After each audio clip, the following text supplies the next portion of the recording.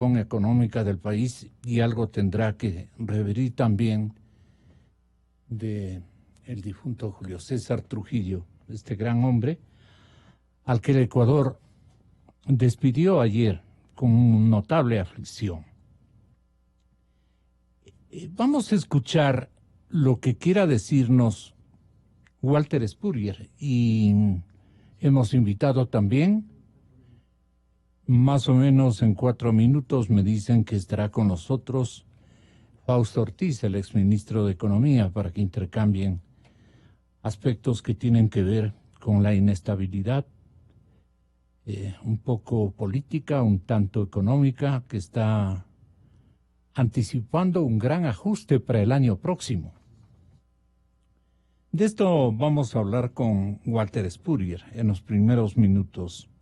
Quiero hacerle escuchar esta nota que refleja que 11,000 millones de dólares es lo que según el gobierno ecuatoriano debe pagar para honrar la deuda externa adquirida durante el régimen anterior, es decir, el de Correa. Esto tienen que oír. Mientras tanto, el Ministerio de Economía ajusta cuentas para que los organismos multilaterales continúen con los desembolsos. De esto nos informa Joana Ramos, de Teleamazonas. Lo dijo el presidente Lenín Moreno el pasado viernes en Manabí. La deuda externa que Ecuador adquirió durante los 10 años del gobierno anterior sigue siendo un problema para cumplir con una de sus ofertas de campaña. Debemos casi 75 mil millones de dólares. Nos toca pagar el 10%, más capital de esa cantidad.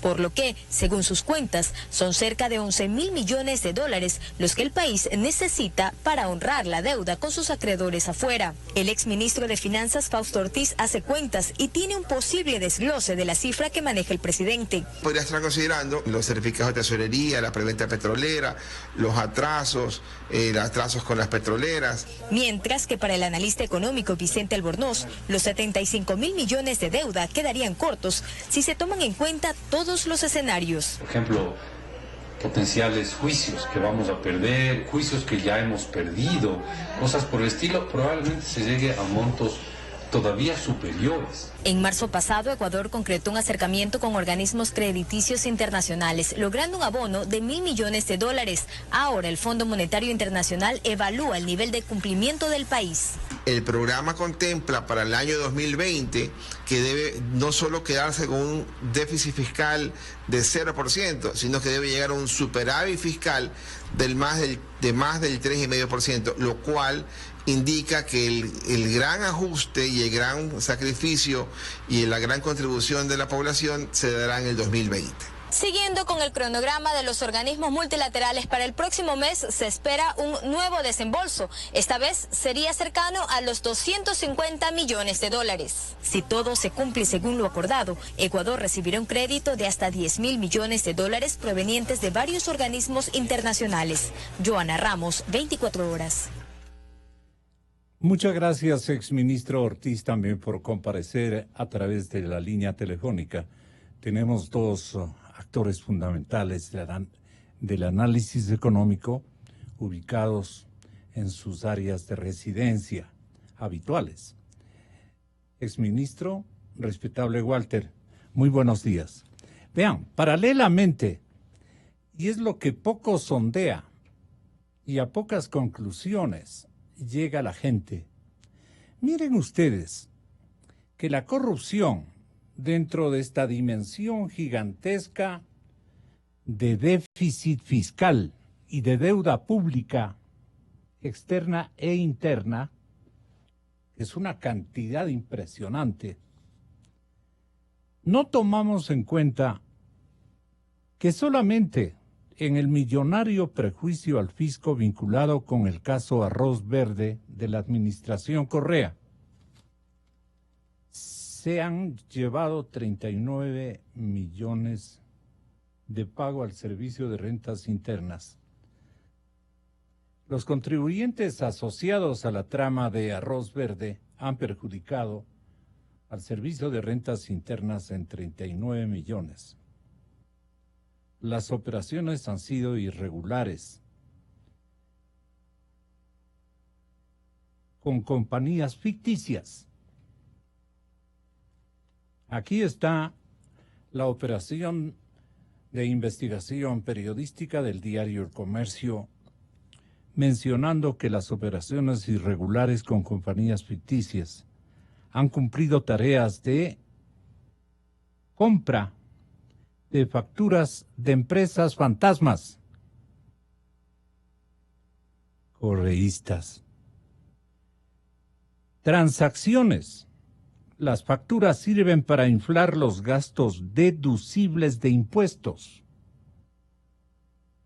Vean, señores oyentes, vean el periódico, vean las tomas de televisión, escuchen lo que dice la radio y lo que imprimen los principales rotativos del país. Muy buen trabajo del diario El Comercio y la redacción de negocios. Se han encontrado subvaloraciones. En el SRI han encontrado subvaloraciones. ¿En qué consisten? Al inflar los gastos deducibles, baja la base imponible del impuesto a la renta. ¿Quién permitió esto en el SRI? ¿A quién le hicieron el bobo? ¿O se hicieron los bobos? Esto tiene que investigarse. Llega a la conclusión la redacción de negocios del diario El Comercio que también la declaración, el monto de pago del impuesto a la renta, ha resultado nulo. O sea, no ha habido preocupación de cobro, para que me entienda el resto de la gente. De la trama conocida como arroz verde, que involucra supuestos aportes irregulares, Alianza País en el 2013 al 2014, de compañías nacionales y extranjeras, se desprende un millonario perjuicio tributario relacionado con facturas compradas a empresas fantasmas o inexistentes. Solo en este caso, se ha impedido el ingreso de cerca de 40 millones de dólares. Entonces, estas operaciones irregulares estarán pensando en algunas grandes empresas, en algunas importantes transacciones, en algunos negocios de los sectores privados y públicos, organismos que perjudicaron al erario nacional. También por estas vías, no solamente cogiéndose la plata, empuñando el dinero. Por eso estamos como estamos. Señoras y señores, nuestros invitados este momento, Walter Spurrier y el señor exministro Ortiz, tienen la bondad de hacernos entender un poco estas circunstancias. No solamente la mala operación administrativa de los fondos públicos, sino la corrupción es generadora de estas circunstancias. ¿Cómo impacta esto frente a la obligación casi inmediata de cumplir con 11,000 millones de dólares que según el gobierno debe pagar para honrar la deuda externa? ¿De dónde van a pagar con estos robos perpetrados al erario nacional desde todos los ángulos? Queremos escuchar opiniones combinadas sobre corrupción y sobre compromisos de deuda, de cumplimiento de pago y de cumplimiento de presupuestos. Entonces, ¿qué es lo que vamos a hacer? Creo que viene una etapa muy complicada para la administración Moreno. Le recibo a Walter y al exministro Ortiz, les recibo con especial afecto y respeto a sus datos. Tengan la bondad, caballeros. Walter. Muchas gracias por esas palabras, Gonzalo. Saludos a Fausto, saludos a todos los que hacen Radio Democracia y que nos escuchan. Sí, en estos momentos nos encontramos con el problema de un enorme endeudamiento que, como has señalado, Gonzalo, y además como ha venido vinculado con la corrupción. mucho ha venido mediante contratación de obras que no están rindiendo nada, porque si todo lo que hubiera gastado o invertido el gobierno en obras hubiesen sido algo útil para la sociedad, esas obras estarían ocasionando de que hayan más movimiento económico, más dinero en la economía, más cobro por lado de impuestos, y hubiera ayudado a servir esa enorme deuda. Ahora nos encontramos en la situación en que el gobierno tiene que reducir el endeudamiento. Eso significa que tiene que recortar gastos, incrementar ingresos, y el dinero que recoge de ambas cosas, usarlos para pagar afuera. Es como si si el día de mañana un padre de familia estuviera cortando gastos en la casa, estuviese trabajando más, y la familia le diga, estás trabajando más, pero ¿dónde está la plata? Porque no estamos viviendo mejor. Y él dice, estoy pagando el tarjeteo que hice en los años anteriores, estoy pagando los atrasos al banco por hipotecas porque si no nos quitan la casa.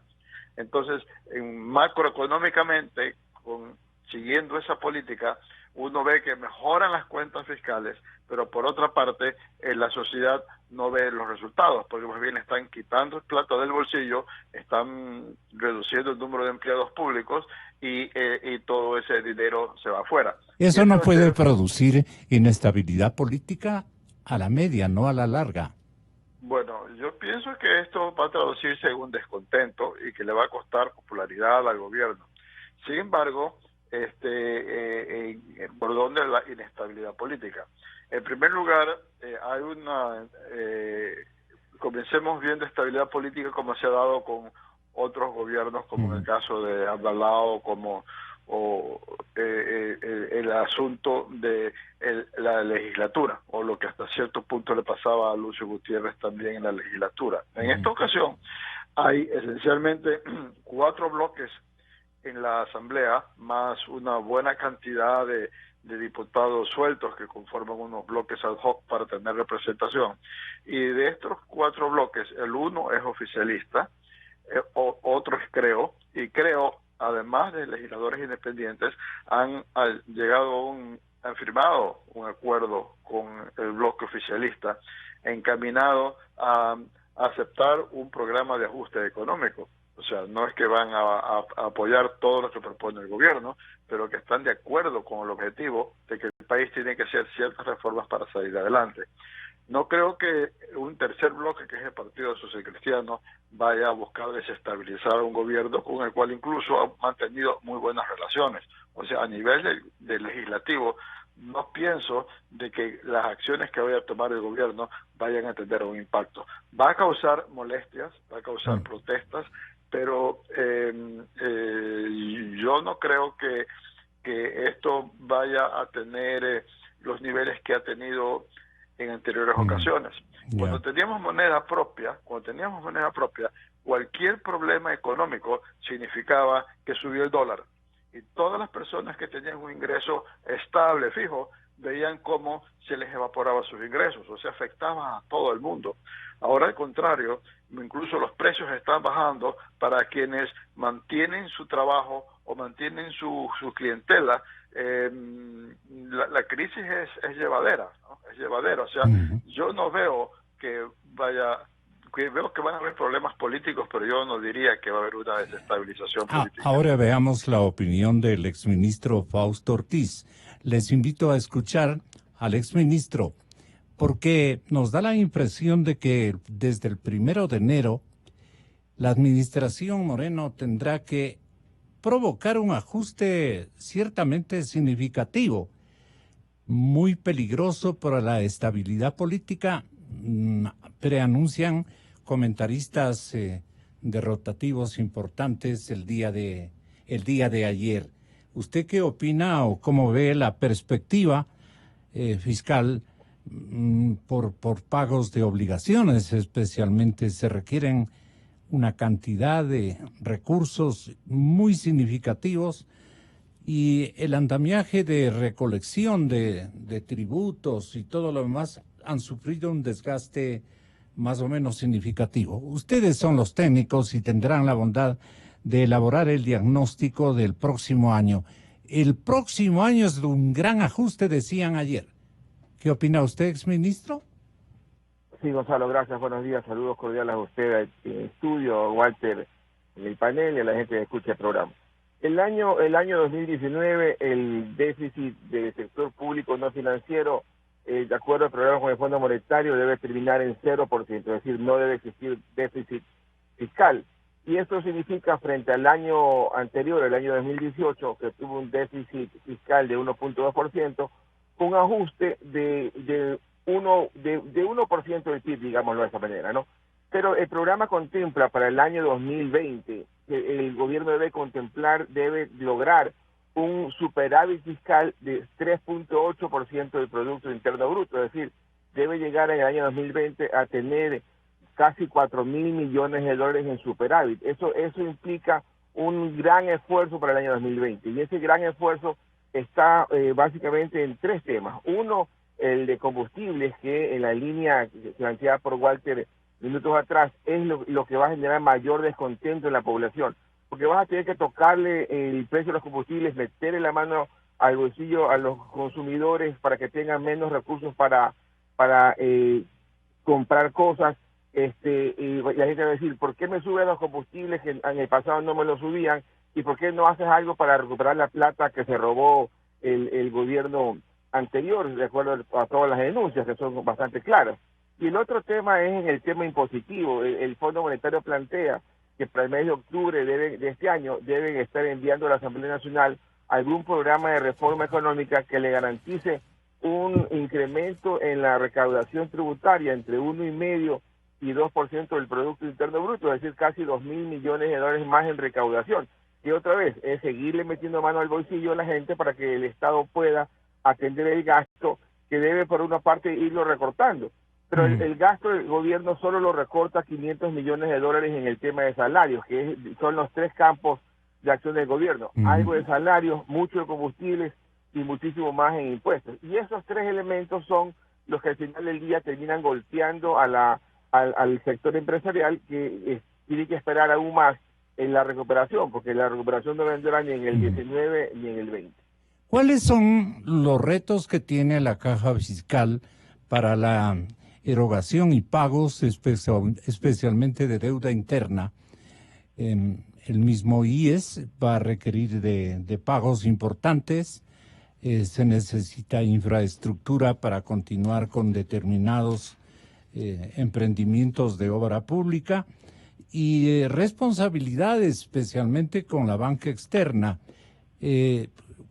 ¿Cómo acumula usted esas obligaciones de dramático perfil, digamos, por la falta de o por ausencia de importantes rubros de ingresos, que por la vía de la corrupción y por otras vías digamos, señores economistas, de caída de ventas o algo por el estilo, de reducción de precios de insumos importantes para ingresos fiscales, podrían estar aconteciendo? No sé qué causales más podrían estropear la perspectiva de ingresos para la caja fiscal y el cumplimiento de obligaciones. Por favor, voy con usted, Walter. Bueno, el acuerdo con el fondo ha significado que nos aprueben desembolsos por 10.000 millones de dólares, de los cuales prácticamente todo va en los 2 primeros años. Entonces, la idea de esos créditos externos es que para que el país no tenga que estar buscando préstamos al mercado internacional para atender sus obligaciones de amortización de la deuda externa y de pagos de intereses, al punto que la jefa de la misión del Fondo Monetario dijo que el Ecuador ni este año ni el próximo tendrá que recurrir a los mercados financieros internacionales. El punto central va por el lado, para el año actual, va fundamentalmente vía a reducción de gastos. Está echado hacia reducción de los gastos corrientes de la burocracia. Y lo que respecta a la reducción y una cierta reducción de empleados públicos, aunque los datos hasta abril no denotan que haya habido una reducción en los gastos públicos, también una reducción importante en los gastos de capital. A nivel de ingresos nos plantea mayores ingresos por impuestos porque no hay una reforma tributaria. La economía está con muy poco crecimiento, entonces están previendo de que se va a entregar la operación de una central hidroeléctrica, de la central sopladora, y que a cambio de darla en operación a una empresa nos van a dar como entre 800 y 900 millones de dólares de pago anticipado, y con eso es que tienen previsto cerrar la brecha para el presente año. ¿Y cuál es el país beneficiario o la empresa beneficiaria? ¿Entre quiénes y en qué país, en qué región del mundo? Bueno, ahí está el asunto, que está previsto eso para el presente año. Se están terminando el quinto mes del año y todavía no se conoce de un concurso. Entonces no sé cómo lo van a hacer. Lo que sí por concurso, ¿no? ¿Hay cómo hacer sí, por concurso o simplemente ver el lado, la mejor opción, digamos, por costos de intereses o de castigos financieros o algo por el estilo? Bueno, tendrá que hacerse por concursos porque puede haber algunas empresas interesadas y hay que escoger no a dedo, no por la que, como da la sospecha que en el gobierno anterior podía ser porque daba la mayor coima. Pero aquí el concurso tiene que haber concurso porque cada empresa que esté interesada tiene que echar sus números, y echando sus números tiene una visión de cuánto le va a rendir y cuánto le puede ofrecer al gobierno. Los principios éticos, exministro Ortiz, de el actual ministro de Energía, por ejemplo, el señor Pérez, los principios éticos ya demostrados, van a exigir naturalmente que sea por concurso, pero deben haber también presiones con amigos de Palacio y gente que está ahí adentro también, que puede estar propiciando otros mecanismos no muy claros, ¿no? Allí, ¿quién tiene que intervenir para vigilar esa circunstancia? Porque en términos, por ejemplo, de compromisos de inversión, que habría sido en tanto tiempo que han transcurrido en los días del presidente Moreno, las inversiones o los compromisos de inversión dan números, pero no dan cantidades, y no hay la practicidad de ver que estén arribando, que haya un cronograma de ingreso. Me parece que más ha sido una tomadura de pelo. El gobierno ha firmado, dicen, 157 compromisos de inversión privada local desde el 2018. Pero hace algunos meses yo criticaba aquí, y ya le perdí confianza a la palabra, por ejemplo, del ministro Campana, que anticipaba que había conseguido capitales enormes, capitales e inversiones en el exterior, pero no se los ve hasta ahora. Sumando todo esto, ¿cuál es su juicio de valor, exministro? Sí, Gonzalo, varias cosas. Lo primero es que esto cerca de $1.000 millones producto de alguna concesión de alguna empresa pública estaba ya presupuestado en el presupuesto del año 2019, por lo tanto no es un tema adicional originado en el programa con el Fondo Monetario. El programa del Fondo Monetario exige una reducción adicional en este año que no se lo ha visto todavía, como bien lo señala Walter. Lo segundo, el plan de llevar a empresas públicas a una especie de venta, de subasta para hacer estas concesiones o a esta forma de privatización, está haciéndose con el apoyo del Banco Interamericano de Desarrollo, es decir, el BID está participando ahí. El BID, cuando hicieron la aprobación de la proforma del 2019, el Ministerio de Finanzas indicaba que el BID había identificado cerca de $4.000 millones en posibles flujos que podrían entrar al país a lo largo de los siguientes 4 o 6 años. Y de esos recursos identificaron 1.000 millones para la proforma del 2019.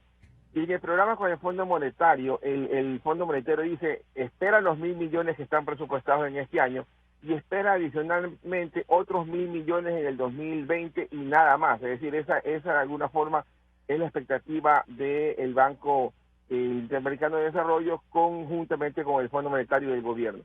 Pero el ministro de Finanzas hace unas cuantas semanas decía que adicionalmente están volviendo a tocar el tema y a traer la posibilidad de que se pueda vender el Banco del Pacífico, que también podría dar una cantidad importante de recursos. Pero esa idea ya antes la había planteado el ministro Latorre en la proforma del 2017. Perdona, ¿quiénes estarían obsesionados por el Pacífico? Que ya estaba esa como idea, estaba planteada en el 2017, en el 2018 y no se dio. Y quizás hay que chequear si es que hoy día las urgencias de vender los muebles para conseguir plata hace llegar a evaluar alternativas que en el pasado se las desechaba. Entonces estamos frente a esa realidad, un país que no logra mejorar la recaudación tributaria, porque en recaudación tributaria estamos como país tributando lo que se tributaba en el año 2014, que fueron unos 14.500 millones de dólares. Y claramente necesitas mayor cantidad de recursos para atender el enorme gasto fiscal que el gobierno no alcanza con rapidez a controlarlo.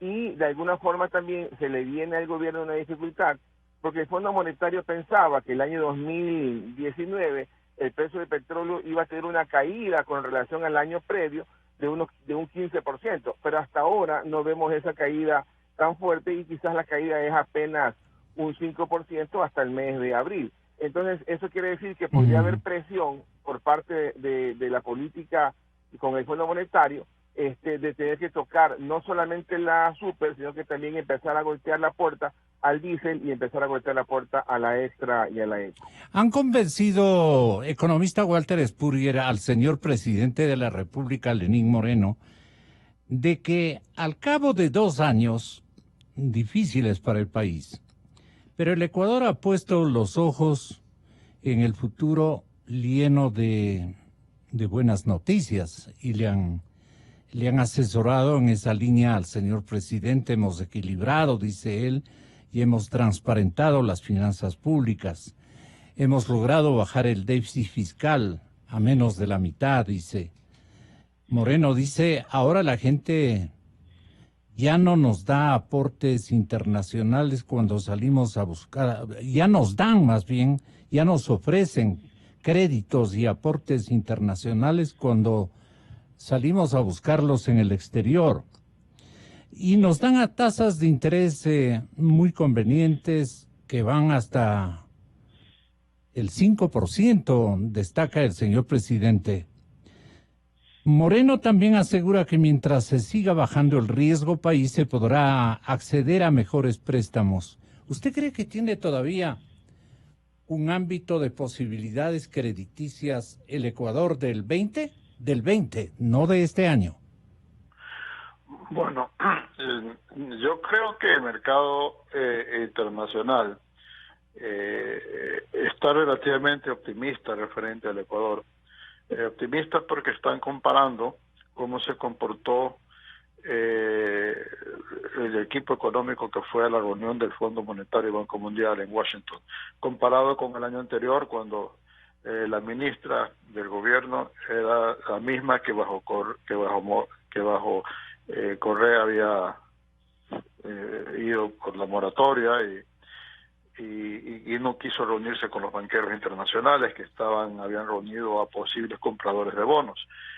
Luego también han tomado muy bien el entendimiento creo, con el gobierno para un programa económico. Entonces están viendo algo inaudito en el Ecuador de que haya un acuerdo político ante las necesidades de las políticas de ajuste.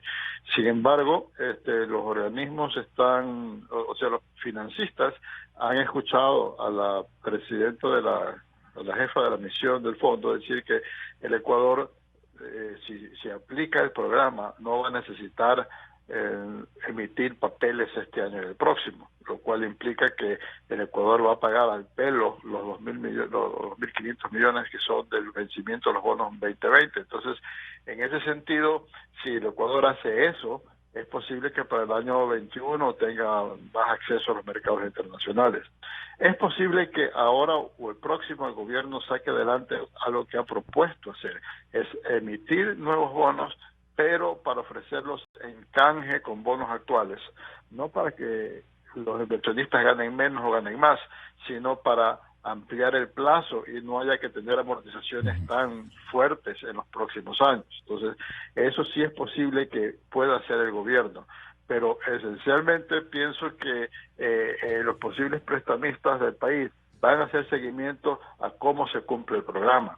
Y si comienzan a ver que el gobierno no cumple el programa, esa visión optimista se podría tornar pesimista. Entonces, en ese sentido, estamos comprometidos con ese seguro programa, pero y de eso depende de que mercados financieros internacionales, que esencialmente lo que van a ver es, ¿podrá el país pagar todos estos bonos que se vencen de los próximos 10 años? Son 11.000 millones. Pagar bonos. Es una cantidad bien importante, el total no lo tengo en la mente, pero es un monto importante de bonos. Yo vi que se por vencen aquí en los una próximos 8 cifra años. muy preocupante de que pueda ser concretada, digamos, en ahorro o en consecución del gobierno. Es una cifra que sobrepasa los 10.000 millones. Por eso yo decía, nos van a dar 10.000 millones hasta el próximo año, pero nos van a pedir que primero les paguemos 11.000 millones. No da la aritmética, señor exministro Ortiz. No sé qué opine usted con experiencia en el manejo de la Caja Fiscal y el Ministerio de Hacienda Pública. Sí, los vencimientos de los bonos globales son arriba de 15.000 millones, son algo así como unos 16.000 millones de dólares que empiezan a vencer en el 2020 los primeros 1.500 millones. 1.500. 1.500 en el 2020. Y lo que el presidente de la República ha señalado de que toca pagar casi 11.000 millones de dólares en temas de amortización y deuda, eso es el servicio de la deuda para el año 2019. El año 2019, la amortización que se aprobó en la proforma presupuestaria era aproximadamente unos 5.500 millones de dólares en pago de capital de deudas pasadas que se están venciendo en este año 2019. Y también hay que pagar un poco más de 3.500 millones de dólares en pago de interés.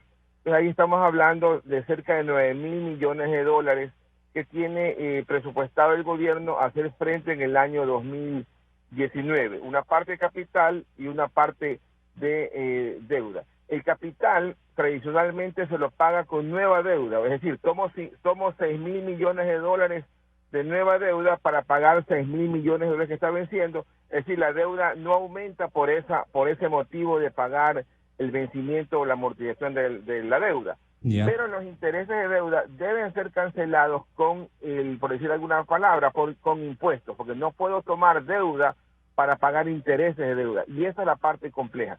Ahora, otra cosa que también marca la complejidad que tiene el gobierno de lo que está manejando de frente es esta especie de desesperación por tratar de sacar el pago de los bonos 2020 que terminan, que son 1.500 millones de dólares, hacer esta especie de canje.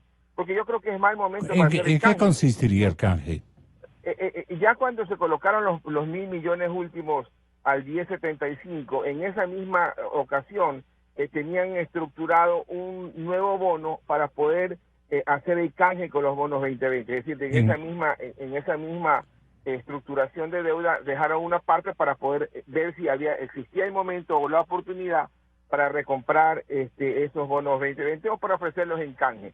Y entonces el asunto acá es que mientras no tomen los correctivos que la gente de afuera está esperando y la gente del exterior, los inversionistas, están esperando una sola cosa: la aprobación de 3 puntos del IVA. Eso es lo que la gente de afuera está esperando. Y por eso ven con buenos ojos que la Asamblea... De afuera y de adentro, creo yo. Sí, pero el tenedor de deuda, tenedor que tiene 16.000 millones... Quiere asegurarse con esos 3 puntos de ingresos. Porque de alguna forma esos 3 puntos de ingresos va a ayudar al gobierno a efectivamente de forma sostenida bajar el nivel de déficit fiscal y asegurar más el pago y el cobro de sus obligaciones pendientes o que están en vigencia. Entonces, eso es lo que la gente de afuera está esperando. Sus augurios...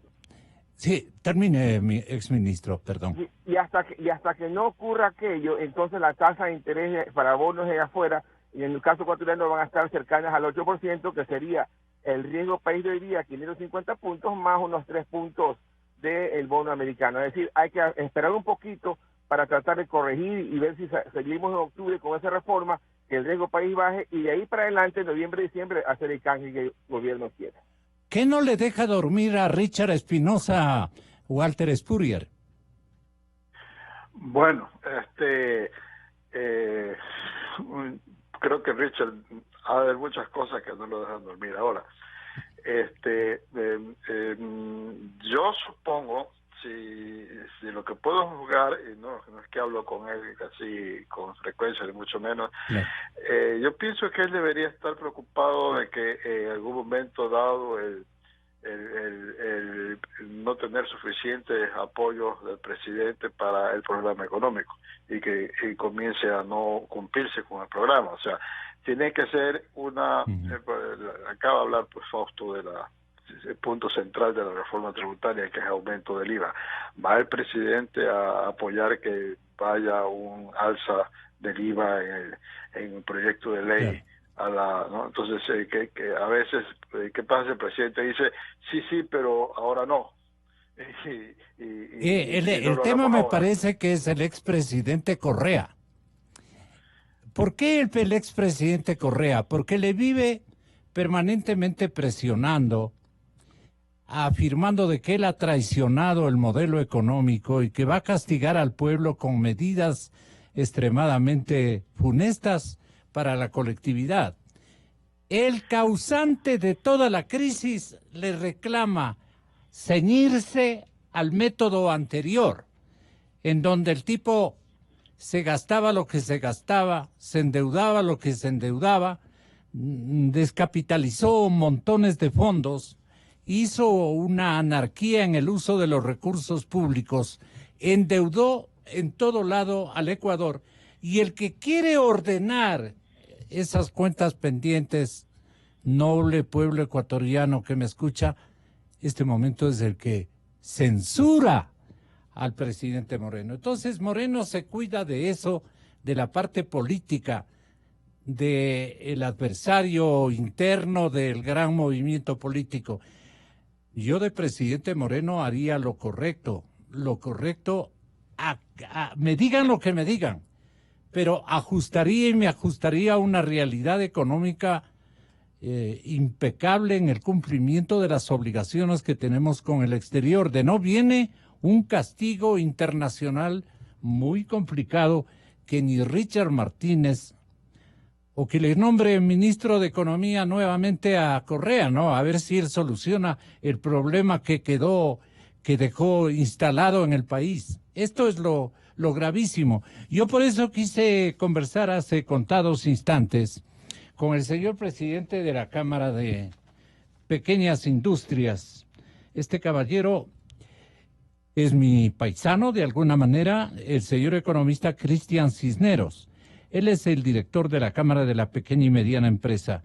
Si no se concentran grandes inversiones, todas las empresas que están generando este momento empleo en las cámaras medias, en el ejercicio de fomento industrial o de fomento comercial en la parte media, nos vamos a una crisis insoportable el próximo año. Y esto tiene que estar claro para todos los analistas. Yo les quiero agradecer, pero un final de los dos me va a ser muy indispensable. Voy con usted, exministro Ortiz. Un final.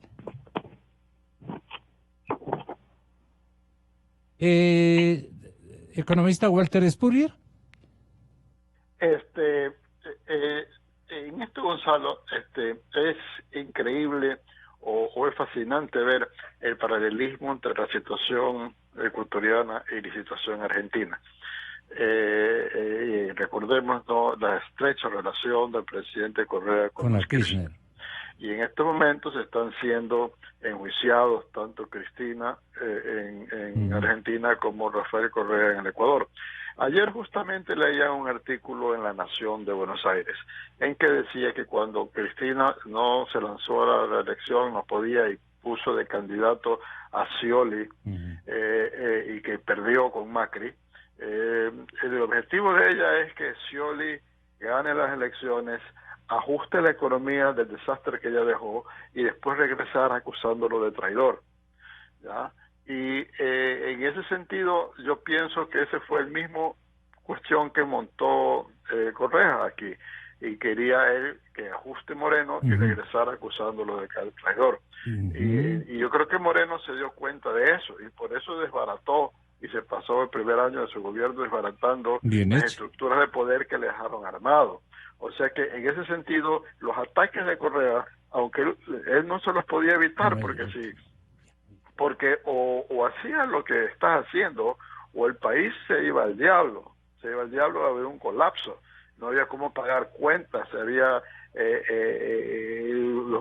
salido depósitos de los bancos, íbamos por un pésimo camino porque ya el tarjeteo que estábamos haciendo había tocado a su fin. Es como un padre de familia que tarjetea y cuánto tiempo tomará a los bancos darse cuenta que los estaba tarjeteando y que tenía una deuda impagable y que le corten el crédito. Eso fue lo que le había pasado al gobierno anterior. Entonces, en ese sentido, lo que ha hecho Moreno es inevitable. Y como bien señala Gonzalo, si este gobierno no sigue con un ajuste y le cortan y no tiene acceso al mercado internacional y no tiene apoyo del fondo, llegará el momento que no tiene cómo pagar las cuentas. Los empleos públicos que se quedarán sin pagos, habrá una moratoria internacional, habrá persecución, el país tendría una... Y son empleados que generó el correísmo, además.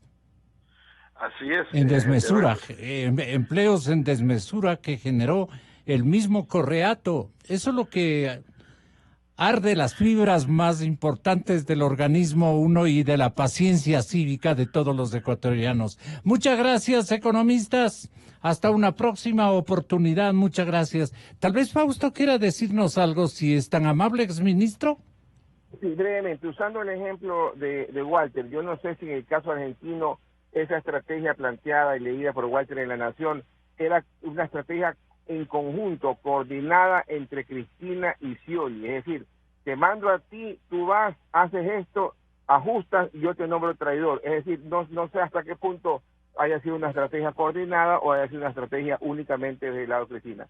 Y habrá que chequear en el caso ecuatoriano si que la situación es similar. En esas ideologías todo es posible. Muchísimas gracias. Señoras y señores, ahora vamos a hablar de lo que el señor vicealcalde pondera. Dice, yo quiero un Quito grande, pero no grande y feo, porque no se trata de tamaños, se trata de calidades, de rectificaciones. Un Quito grande y feo no nos conviene a nadie. Quito está feo. Hay cosas buenas, hay que reivindicar.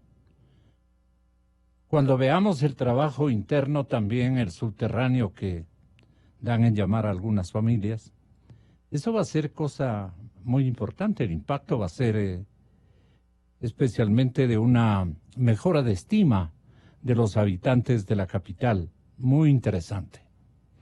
Pero hay otras cosas igualmente preocupantes. La zona comercial,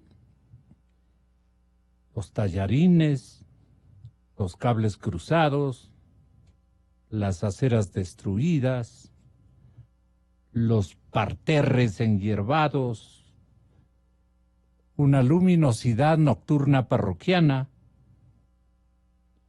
un centro histórico derruido, un ornato vergonzante, una ciudad absolutamente descuidada. Lo decimos a tiempo, lo decimos en el límite de gestiones. ¿Quito será grande en qué?